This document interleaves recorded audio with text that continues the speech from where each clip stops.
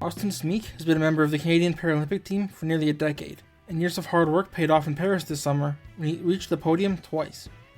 Gold and bronze medals in the 800 meter and 100 meter T34 events, respectively, were not just rewards for years of training, but for heightened understanding that to be the best, you have to put yourself in the best positions to succeed. He joins the show today to chat about his experiences on and off the track, give a glimpse into the incredible team around him out in Victoria, BC, and his first dive into the world of ballet, among other things. I'm your host, Benedict Rhodes, and you're listening to the True North Podcast.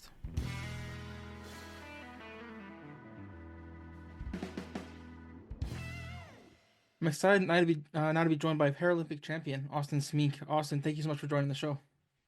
No worries. Thank you for having me. Just hearing those words, Austin Smeenk, Paralympic champion, does that ever get old? It hasn't yet. It's still a pinch me moment, I think. I do want to get into your career as a whole, but maybe we'll start there in Paris. Maybe the 800 meter event, especially the gold medal. What kind of goes into a Paralympic race day, I guess, and building up, I guess, to one race over a 4 year sort of cycle?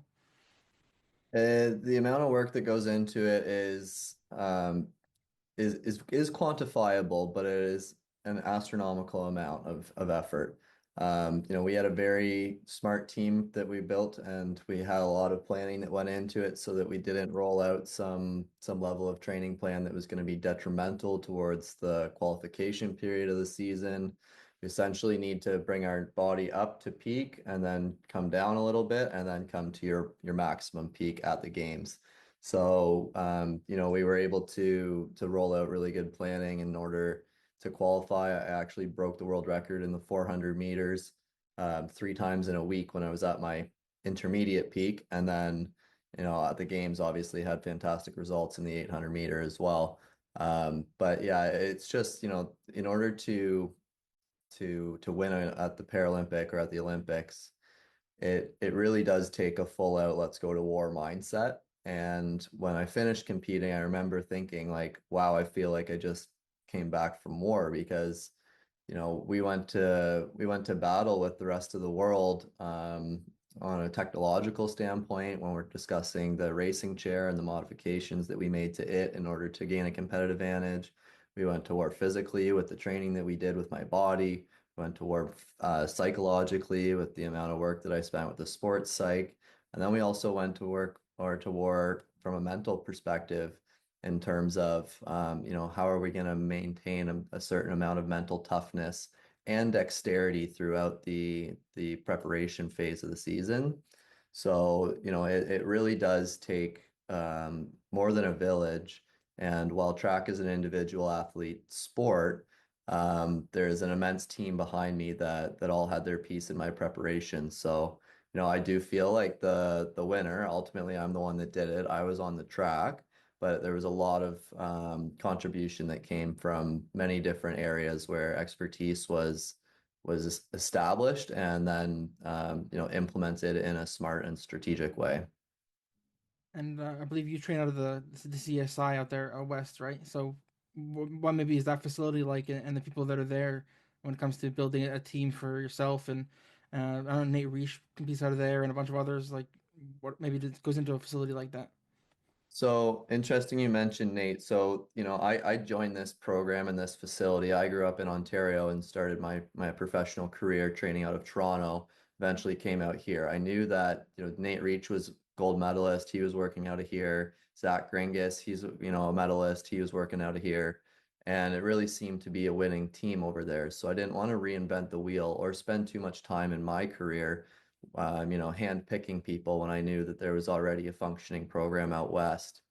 And the second piece of out west is that, Victoria is Canada's most temperate climate. So we have the opportunity to train outdoors year round. And in terms of being a wheelchair racer or being a rower for that matter of fact, if you want to be at the highest level and compete for Canada and train domestically, it's Victoria. This is the only place that the river does or the lake doesn't freeze, and we can be outdoors on the track with maybe a little bit of frost first thing in the morning in February, but we're really able to establish a consistent training environment that really supports the needs of the athletes. And to ramble on and discuss in more in depth what that team looks like, I'd essentially say that we have support from the leadership team, which would be our head coach, who, when we say we want to get something done and it's going to take this amount of resource, that she checks that box for us. Carla Nichols does an incredible job managing and facilitating our para program for track and field. And then right below her is my head coach, Jeff, who's a former Olympic athlete. He ran the 800 meters in 2012. And, he's been around high performance for his whole life as well. So um, from below Jeff, then we have a strength and conditioning coach named Christian. We have a mental performance coach and sports psychologist named Penny, who's been at, I believe, every summer and winter games in some capacity as a staff since the 80s. So she's been beside every medalist she's been at least beside a medalist from every games for, now 40 years. So that's really incredible to have her on our team. And because we have wheelchair racing requires a wheelchair, we have an innovation team that's partnered up with the Athletics Canada program out here. So the innovation team is actually run out of Camosun College, which is on the same campus that the Pacific Institute for Sport is at. And that allows us to go in there and say, hey, this racing chair, it works good, but we think we can make it better. And we want to exercise our knowledge in that if we were to keep it the exact same from a functional standpoint and reduce the amount of weight on it, well, then we can accelerate faster, because force equals mass times acceleration. And if we have, same force and we weigh less, we'll accelerate faster. So we go in there and say, hey, this is what it looks like, and this is what it can look like, and this is how we think it can be better. And they have the resources to bring that into fruition. So that's a phenomenal area or group to have on our team as well. And then the team gets deep from there. I mean, we have a nutritionist who takes body composition, lets us know what our body fat percentages are, and orders us to get blood work so they can maintain a tracking on our vitamin and mineral saturation levels. We have a team doctor who's also, very well versed in diagnostic imaging and such. So, we can go in and say, I just have this little feeling right here, right now, and he can go in with on the spot within, on the moment, he can just be like, yeah, let me just wheel the X or the ultrasound in here and have a look, and we'll be able to see what's up and tell you if this is something that is sore because you're training and it's sore because it's appropriately sore, or if this is something that's sore because we're running into an injury and we want to maybe protect it. So, that is essentially the formula that those are the ingredients that are required in order to have a successful performance.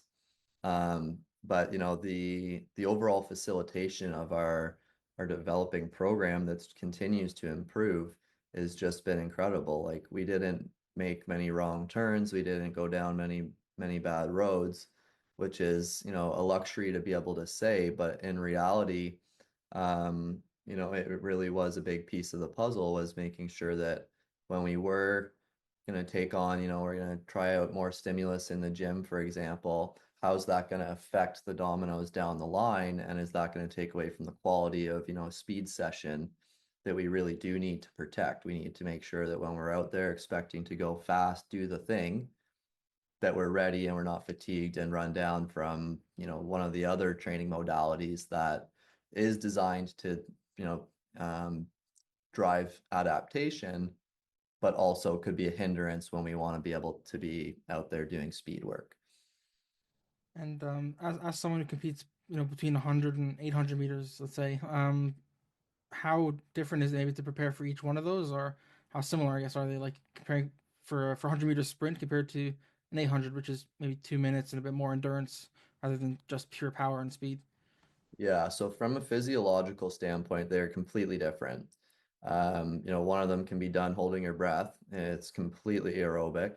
You don't need you just need good technique and good reaction and good mental execution. And you can be, if you train your best and you have some talent, then you can really be a competitor, but not without those other components.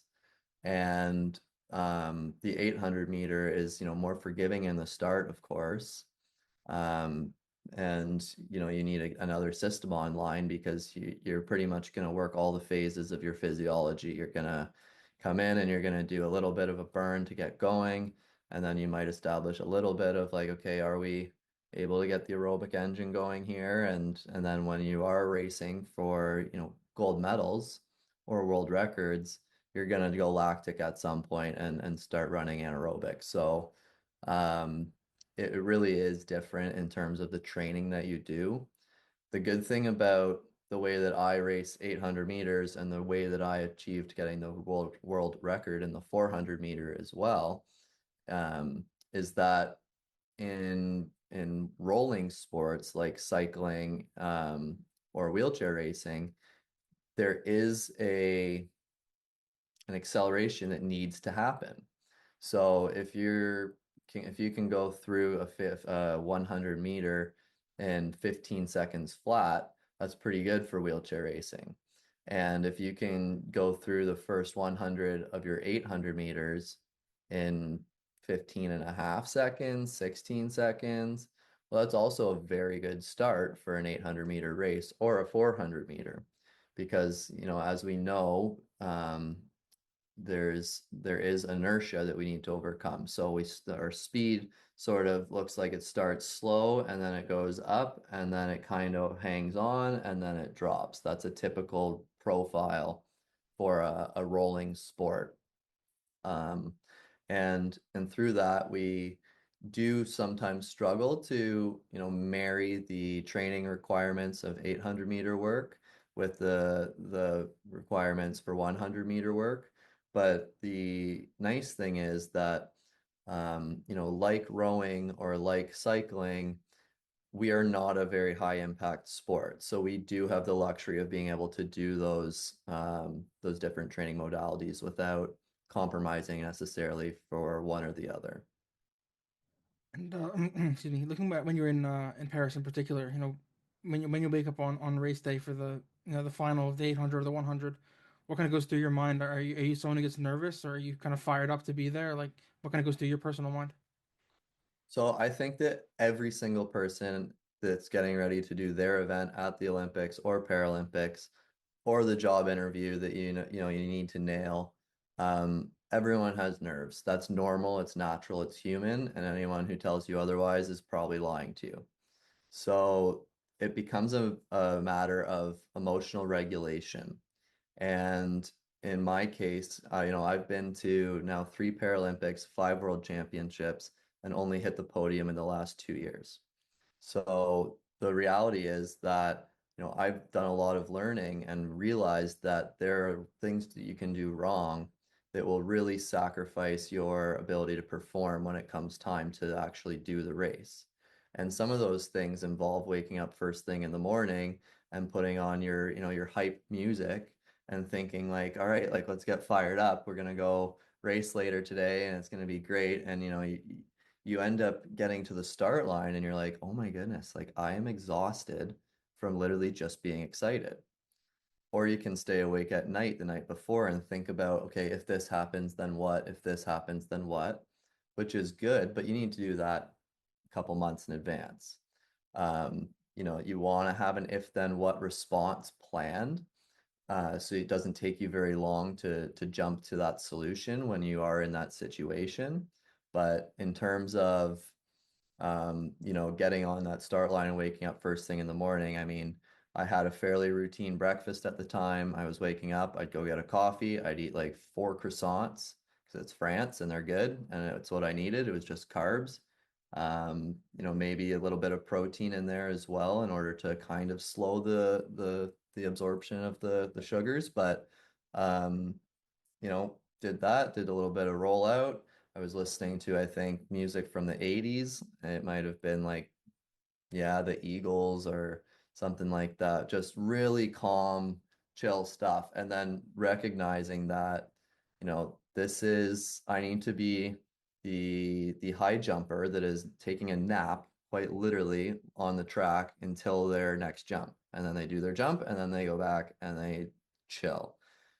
It's really important to stay relaxed and stay fresh. Like you do not want to be the energized hype guy the day that you're competing. In fact, you don't want to be the energized hype guy the days even leading up to competing. So while it's exciting to get ready for these races, it needed to be like, okay, the 100 meters done. I have a bronze medal in my room. I'm gonna put it under the bed. I'm proud of it, but it's done. It's gone. Where these were turned off. We didn't do all of the socializing and social media stuff. In fact, it's just there really was a reality that whatever I'm about to do next and right now needs to benefit my performance. And if it doesn't, then I don't want anything to do with it. So then, you can also go as far as saying like having breakfast with your teammates. Some of them maybe just had their final competition the day before. Maybe it went well, maybe it didn't. And am I willing to allow then for their emotional state to come into my environment on my competition day and influence the way that I'm feeling? The answer was no. So, it's interesting to see that the people who medaled tended to be the people that were in there focused on number one, doing the things that allow them to really be prepared to do the thing and weren't the ones that were going around and trying to make friends with everyone from the village. I was that guy in Rio and in Tokyo. In Tokyo, we weren't supposed to make friends, but the only people I could be friends with were people from the Canadian Paralympic Committee. So I ended up being friends with them, which was lovely, but it was like, yeah, you're still out there socializing. You're still cruising around the village, getting pictures with the rings. You're still doing this and doing that. And while the social experiment is part of the Olympics and Paralympics, performance is what we're there for. And we needed to maintain a very close eye and tight watch on what we were willing to put energy into. So yeah, my morning, I woke up, I'm pretty sure I was in the shower. My heart rate was probably running crazy fast, and I'm like, okay, how do we calm down? Well, we've worked with the sports psych on this, and we know that if we breathe out for about any longer than we breathe in, then we will tell our parasympathetic nervous system that there's no stress, there's no threat present, and we don't need any autonomic arousal or stress. We just need to be chill. So I was in the shower just like taking an exhale for like 15 seconds and then a nice inhale for 5 and back out for 15. And it's like, yeah, we're doing 3 breaths per minute, and our brain thinks that everything's okay and there's nothing that's gonna tear our heads off. And you just kind of find yourself getting elevated and then coming back down. And that really is the whole practice of mindfulness as well. But we really needed to be, aware of that and protect the emotional and social energy so that our physical energy tank stayed full and ready to go. And then when the race is all said and done, you cross that line. I'm sure it's the exact opposite, right? Like you're probably pretty pumped, and especially the gold medal. I'm sure crossing that line. What's going through your head? How are you feeling? And did it feel maybe how you expected it to? If you had any expectations of how it might feel? Yeah, it's great in all of its glory. It really is. The feeling that, you know, the it really is hard for athletes to talk about this stuff because it's something that it's expecting to achieve an unrealistic goal. That's what it is. And the belief in yourself that you can handle that stress physically that you need to put on your body in order to prepare for these fights, and then the stress mentally that you need to keep in order to stay in the fight and fight when it matters. That's a really difficult thing to describe any better than I am right now, because when you do finish, it does feel like the veil comes off. You know that you know where you are, you know what you're doing, and you know exactly what just happened. And then you look up and you realize who else saw it and what it meant to the rest of the nation and what it means to your family, what it means to the world. Like we're on a sporting stage where our competition is syndicative of, where our nation stands in the world. And while that may be true, the rest of the world's spectators are all just full of love. And you look around the room at the Olympics and you see people from all over the world that have all different cultures, speaking different languages, and everyone is united by the power of sport and full of love and full of joy and cheering for each other, whether or not they're from Tunisia and they just lost a gold medal to Canada and they're sitting right beside my parents.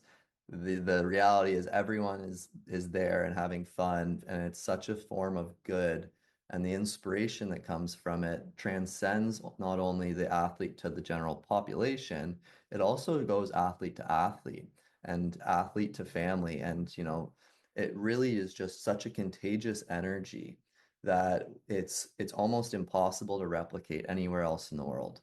And when you do finish and you can enjoy that, that's what's really incredible is what happens after when you realize that what you've just done that means the most to you because you achieved what you set out to do. It means so much more when you recognize how much it actually means to everyone else. And in Paris, there's the pretty unique thing, of course, of the giant bell beside the track as well. How euphoric was it to sort of roll up to that and just go nuts on it? I was pumped to ring that bell. I wanted to ring that bell since I watched Ethan Katzberg and Cameron Rogers win gold in hammer throws. I wanted to ring that bell when I saw our 4x4 relay or 4x1 relay team go out there and say, like, America who. That was just such a cool symbol of what success meant. And it was also a unique one to athletics. We were really spoiled, on the track and field circuit stadium because we did have the Olympic Stadium, we did have an 80,000 person capacity, and we got to ring this awesome freaking bell that's now hung up in Notre Dame Cathedral. So, when I finished the 100-meter race and they welcomed my competitor from Thailand over to ring it, I was like, oh, I want to ring that bell so bad, man. Like, oh, I just really want to ring that bell. And then, it became a matter of, okay, well, I really want to put on the bacon strips podium outfit, and I get to do that now because I just won bronze. So I was excited about that. But when I finished that 800 and I was like, oh, now I get to ring the bell, I was like, all right, give me that ring, that string. I'm gonna crank this thing. And like, I think I pulled it hard enough to like start a snowmobile in the mountains. It was like, yeah, it was real cool.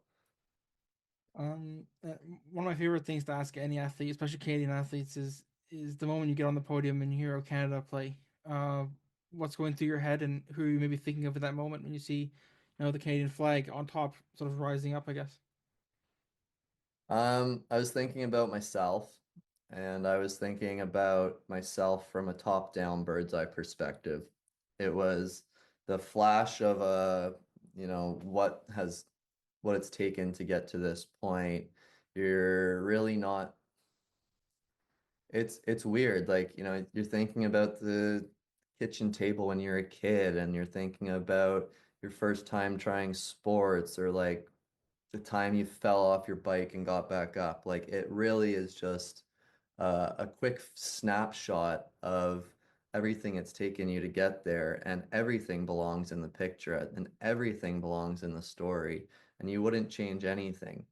It's a perfect representation of the idea that perfection is impossible because, you know, there's even in the race and that you win a gold medal in, or the race that I set the world record in the 400 meter in, there are still things that you do a little bit different, and but you win.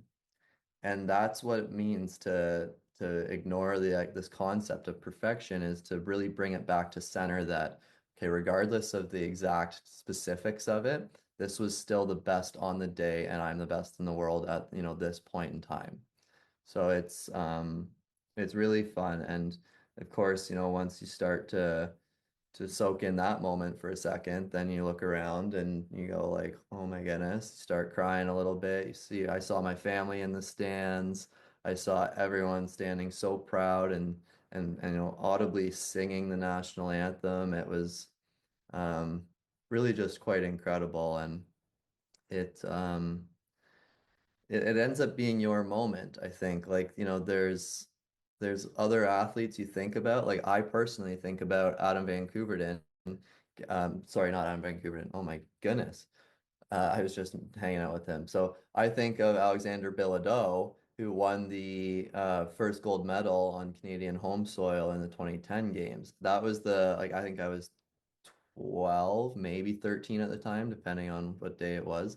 But the inspiration that I saw and the like, how cool is this? That starts to come into mind too, but then you very quickly get lost in all of that. And then you're on to the next thing, and it's just this really cool moment of pride and reflection, I think. And you mentioned it was your third trip to the Paralympics. The other two were in pretty different circumstances as well, right? Like 2016, there was the issue with the funding before the games, and obviously Tokyo 2020, there's obviously the pandemic. How did those maybe diverse experiences maybe prepare you for Paris, where it's a quote unquote normal or a return to normalcy? People were kind of saying, obviously, there's nothing normal about an event like that, of course, but um, how did maybe the past experiences sort of guide you, I guess, and prepare you for what it might be like to compete on a stage like that? So in Rio, it was my first Paralympics. Um, I will make a little funny joke here. It's funny that we had Zika virus in 2016. We had COVID, and it's like, all right, how many more of these viruses are going to get in the way of Olympics games? But um, Rio is my first one, and what's a personal best the first time you do something? It's whatever mark you put in the sand. So there was really nothing I could do wrong, in my opinion, because I was just out there like a naive young guy that was just out there to do his best. I'm super proud that I was able to make personal best at the games, make finals, and then finish, I think, fifth, which is great. Um, but the reality is that was a personal best, and that was something I was so proud of. And I was at the time there to represent my country to the best of my ability. Um, and I believed that. And, I'd done the necessary work in some degree. I think at the time, though, I was still young and I was still running on talent, and I hadn't put the work in yet to get to the level that I was capable of.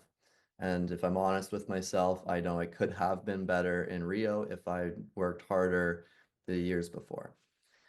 When you get to the second one in Tokyo, I mean, we and the Paris side of things live with this attitude of adapt and overcome. It actually is, very similar to the Navy SEAL improvise, adapt, and overcome. It's very similar to how all high performers tend to operate. But the thing that we learned very well in COVID and during those games was we can be really good if you give us just a little bit. And everyone in the world learned how to adapt. We saw people doing at home, setting up gyms in their garages with 2x4s, ropes, and buckets of cement to make pulley machines. We saw, I did a workout personally, like in a parking lot that was literally gravel, but we set a few things up and we had a great workout. We did all sorts of stuff in order to make it work, and that skill set then, allowed us the confidence that no matter what we run into, we're going to be fine. And that's something that, is a mature thing to think about yourself. Um, and it was a good learning piece, I think, for not only the athletes that were preparing for a games like we've never seen before, but the rest of the world to also kind of figure out like, yeah, we can really make this all work. We don't need to be doing things the same way they used to be done because they've always been done that way. Maybe there's time to update our operating system mentally, like we do it on our computers. Why don't we do it in our social society? Um, so, But then on the performance side of things, when the games got delayed, I'll be completely honest, I took an extra year off. I was like, oh, games isn't happening, time to chill. Like, we don't know what's going to happen next, so may as well not be prepared, or may as well not prepare yet. And I think that the athletes that did well in Tokyo, they were like, I got an extra year.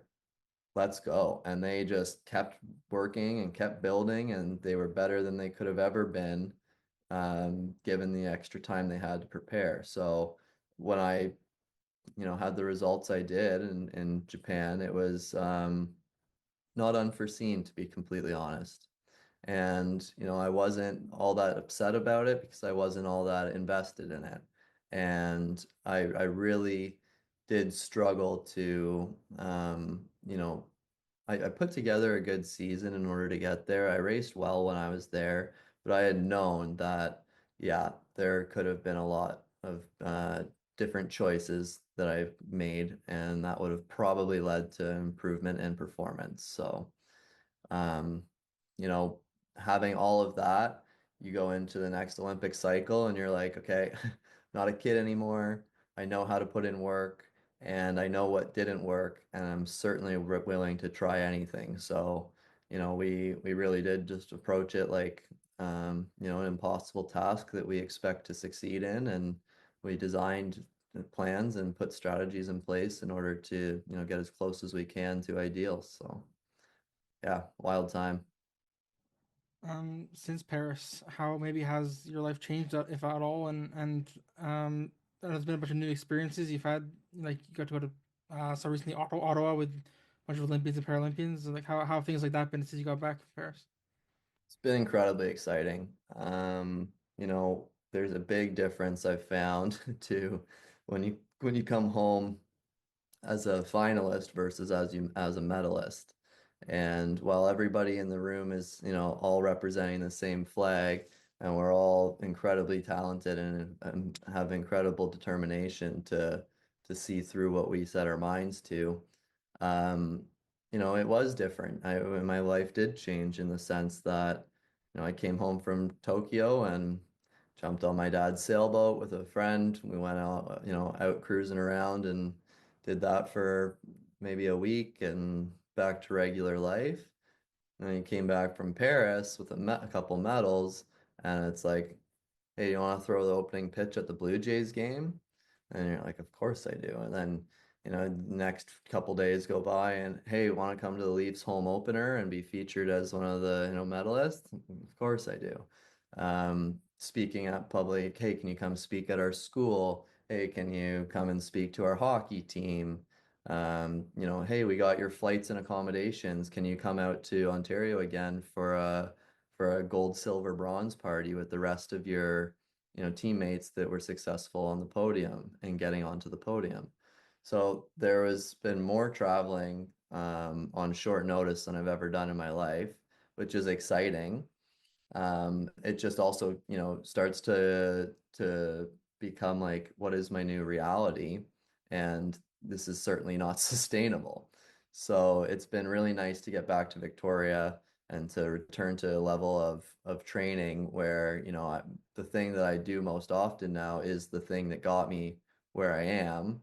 And I'm back to living a healthy, active lifestyle where I'm, sleeping and eating right and know what's coming up this week.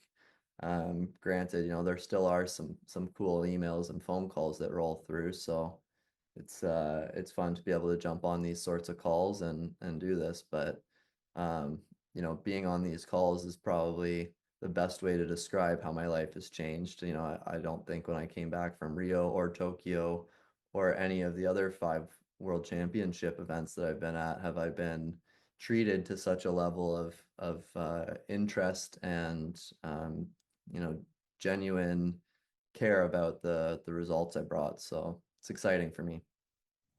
And I have to ask you a little bit about the Nutcracker. How did that come about, and what was that experience like? Being a part of the Canadian Ballet and the Nutcracker was amazing. It was so much fun.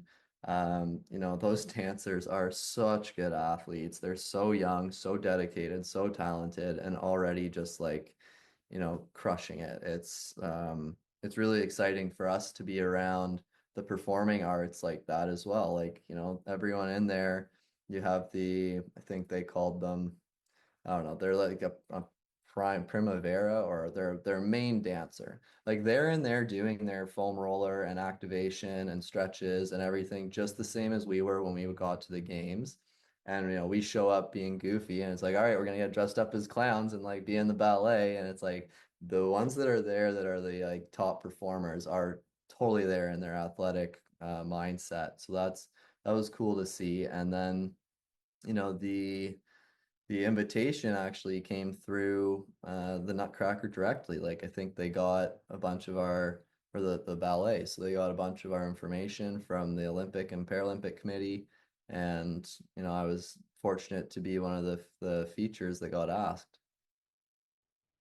And 4 years cycle already begins, I guess, towards LA. Have you thought about what's next? Like, do you want to go to LA or even Brisbane? Like, what's next for you?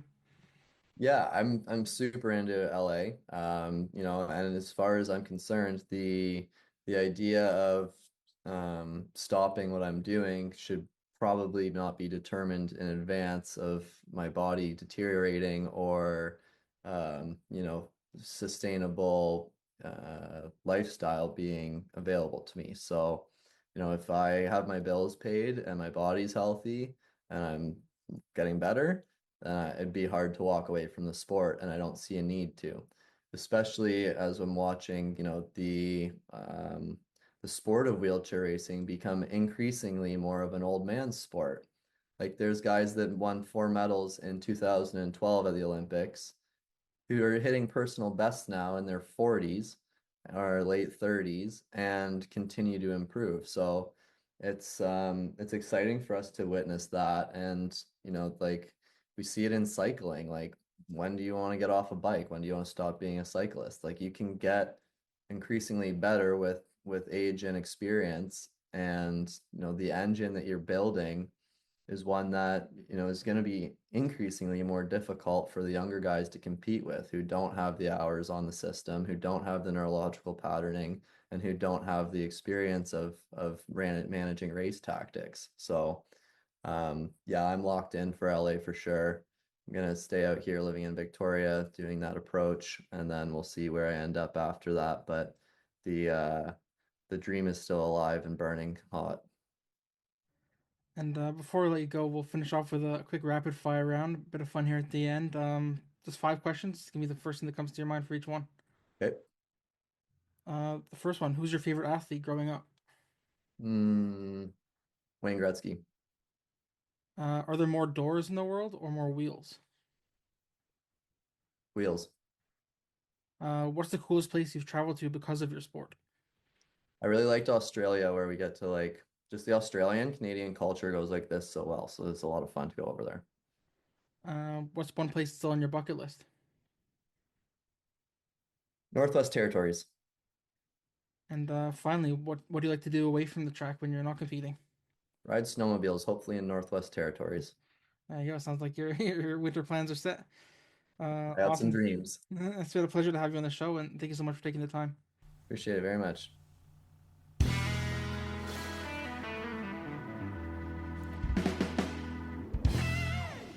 Thanks again to Austin for joining the show. Make sure you follow him on social media to follow his journey on the road to LA 2028. If you want to be the first person to listen to future episodes of the True North podcast and read all my written content, you can subscribe for free wherever you get your shows or at truenorthsports.substack.com. You can also follow us on Twitter at truenorth_sport and on Instagram at truenorthsport. I've been your host, Benedict Rhodes. Thank you so much for listening.